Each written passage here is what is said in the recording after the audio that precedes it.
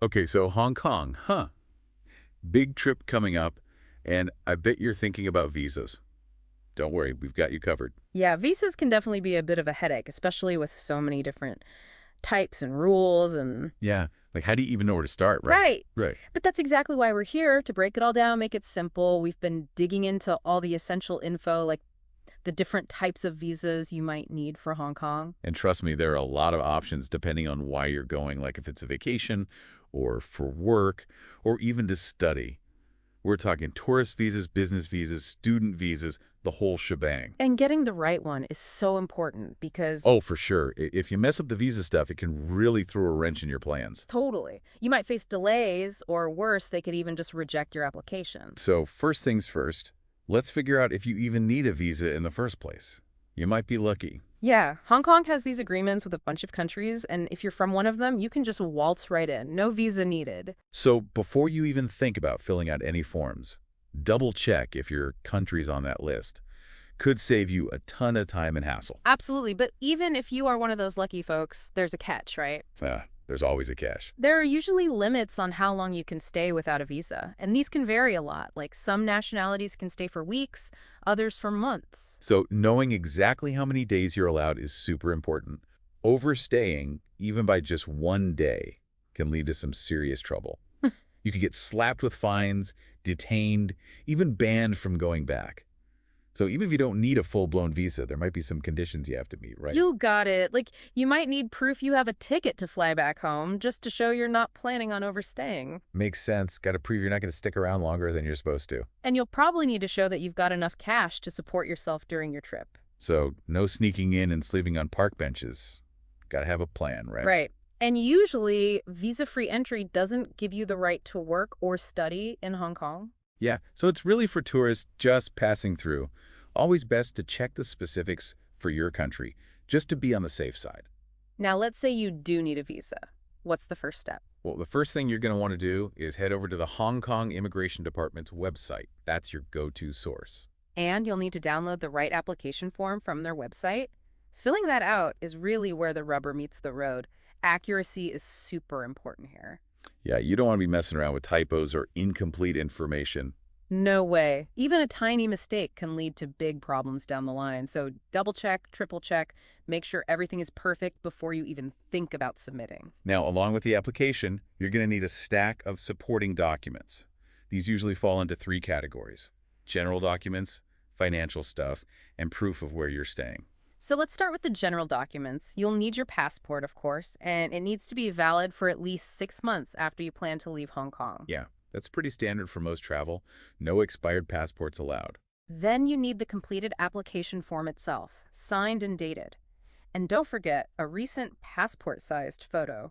They usually have pretty strict guidelines about the photo, so make sure it meets all the requirements. Oh, and here's a pro tip. Make copies of everything before you send it in. You never know when you might need those copies. Super important. Next up is the financial evidence. Basically, they want to see that you can support yourself while you're in Hong Kong. They don't want anyone running out of money and becoming a burden on the system. Exactly. So usually you'll need bank statements for the past few months. These should clearly show your name, your balance, and all your transactions. And what if someone else is sponsoring your trip? Like paying for everything? Ah, good question. In that case, you'll need a letter from your sponsor explaining that they're covering your expenses. And probably some proof that they can actually afford to do that, right? Exactly. You'll need their bank statements too, and maybe some documents to prove your relationship to them. So if your rich uncle is paying for your trip, you'll need some proof that he's actually your uncle. Uh-huh, precisely. Now, last but not least, you need to show where you'll be staying during your visit. Yeah, can't just wander the streets, gotta have a roof over your head. Right. If you've booked a hotel, a confirmation with your name and the dates of your stay should be fine. And what if you're crashing with friends or family? Then you'll need a letter of invitation from them. They need to confirm that you're welcome to stay at their place. And probably prove they actually live there, right? Yeah, they might need to include a copy of their ID or passport and maybe some proof of their address, like a utility bill. So we covered the basics, but now things get a little more specific. Right, on top of those general requirements, you might need some extra documents depending on the type of visa you're after. So let's break it down, visa by visa. Sounds good. First up, Tourist visas. This one's for all you globetrotters out there coming to Hong Kong for some sightseeing and fun. Soaking up the culture, hitting the markets, trying all the delicious food. Exactly. The key here is to really hammer home that you're there for leisure, not to work or study. Yeah, gotta make it clear you're just there for a good time, not to make money or hit the books. Right. And of course, you still need to show you've got enough money for your trip and a ticket back home. Plus that hotel reservation or whatever to prove you have a place to stay. Now, if you're coming to Hong Kong for business, things get a little more formal. Suits and ties, important meetings, closing deals, that sort of thing. You'll need a letter from your employer explaining why you're going. Laying out the purpose of the trip, the meetings you'll attend, what you'll be doing there. Right, and a letter from the company you're visiting in Hong Kong confirming that they're expecting you. They basically need to vouch for you, say, yep, this person is coming here for legitimate business reasons. You might even need some details about your company's registration, just to prove everything's above board. So it's all about showing that you're a serious business person with a real reason to be in Hong Kong. And finally, let's talk about student visas. Hitting the books, attending lectures, embracing the student life in Hong Kong. First and foremost, you absolutely need an acceptance letter from a recognized school or university in Hong Kong. That's the foundation of your application. Without it, you're not going anywhere. Nope. And you'll need solid proof that you can afford your tuition and living expenses throughout your studies. So bank statements, scholarship letters, anything that shows you've got the financial means. And don't forget, a medical exam might be required to show that you're in good health. Got to make sure you're fit for the academic grind. Okay, so we've covered the what you need. Now let's talk about the how much and the how long.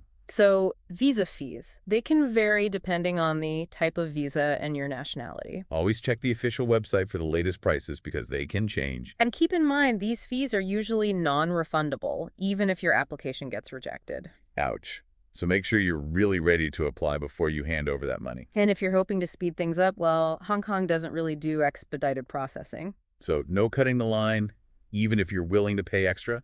Not really. Standard processing times apply across the board. So patience is key. The best way to avoid delays is to have a complete and accurate application from the get-go. Absolutely. Now, let's talk about what happens after you've submitted your application. You've crossed your T's, dotted your I's, sent in all the documents. Now you play the waiting game. The good news is you can usually track your application online. So you're not completely in the dark. You can see where things are at. Just don't expect updates every day. These things take time. Then comes the moment of truth, finding out if your visa is approved. If everything goes well, you'll get a notification, usually by email. And depending on the visa, you'll either get an electronic version you can print out, or it'll be stuck right into your passport. Whatever you get, read those instructions carefully. Yeah, there might be some specific conditions or things you need to know. And double-check all the details. Your name, passport number, the dates, everything's valid. Any mistakes could cause problems when you actually get to Hong Kong. Now, here comes the not-so-fun part. What happens if your visa application gets rejected? First of all, don't panic. It happens. Yeah, it's not the end of the world. Read that rejection letter carefully. It should explain why they said no. If it's not clear, you can always try contacting the immigration department for clarification. In some cases, you might be able to appeal the decision, but there's usually a strict deadline for that, so don't delay. And if an appeal's not possible, or if it fails, you can always try reapplying. Just make sure you address those reasons they gave for rejecting you the first time. And maybe include any extra info or documents that could help your case. Exactly. A rejection doesn't necessarily mean you'll never get to visit Hong Kong. So don't lose hope. Okay, let's recap what we've learned about Hong Kong visas. First, you've got to figure out which type of visa you need. Tourist, business, student. Each one has its own rules. And don't forget to check if you even need a visa at all. Some nationalities are exempt, lucky them. But even if you're exempt, be aware of the time limits. Overstaying can lead to a whole heap of trouble. Now, when it comes to documents, there are some essentials everyone needs. Valid passport, application form, photo, proof of funds, and proof of accommodation. If you're traveling for business or studies, there's extra paperwork involved, like letters from employers or schools. Remember, visa fees are generally non-refundable, and there's no speeding up the process. Be patient and make sure your application is flawless to avoid any delays. And pay attention to those common mistakes. Incorrect info, incomplete applications, bad quality documents, all those can trip you up. And if your documents aren't in English or Chinese, get them professionally translated. Once you've applied, you can track the progress online, but be prepared to wait. And if you get rejected, don't despair. Figure out why and see if you can appeal or reapply. So, all in all, getting a Hong Kong visa might seem complicated, but it's really just about being prepared. It makes you think, all these requirements, they really show how seriously Hong Kong takes immigration. They want to make sure everyone entering the region has a legitimate reason to be there. It's about maintaining order and understanding who's coming in and why. Definitely. And for travelers, it just highlights the importance of having your ducks in a row. Plan ahead, follow the rules, and you'll be well on your way to enjoying your time in Hong Kong. Thanks for joining us on this deep dive. Absolutely. Happy to help clear up the visa confusion. Safe travels. Safe travels, everyone.